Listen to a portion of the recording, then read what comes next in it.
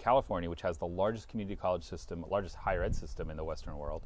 116 campuses and colleges now, 72 districts, over 2 million students. A quarter of all community college students in the United States go to a California community college. And there were 3 in California that had started experiments with what they called the Promise. And the first was actually our neighbor Ventura College.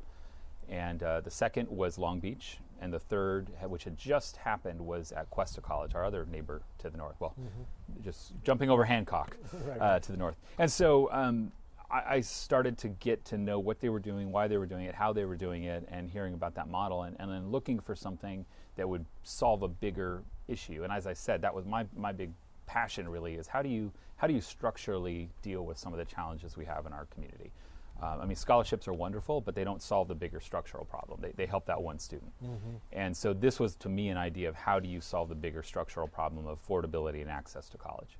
And so we started asking around, and what we found was that there was a pretty good consensus of what would work and how to do it right, how to do it well, but nobody to that point had done it because it was a very expensive proposition, especially for community colleges, since our philanthropic infrastructure is really nascent.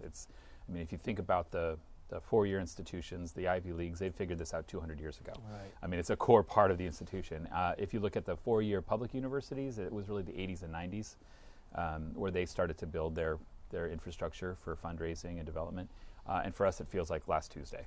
You know, we just figured this out, and we're still figuring it out. But the value of being at Santa Barbara City College is that we have one of the largest and one of the oldest foundations in the nation, actually, for community colleges. And so the idea of raising $2 to $3 million a year for a program like this was not unthinkable. And so that's really how we started. We started to build it that way. We leaned on the research and the experiments that had been done by our colleagues before us, so that we didn't have to repeat those painful mistakes ourselves. Wow. And that's what we launched in 2015.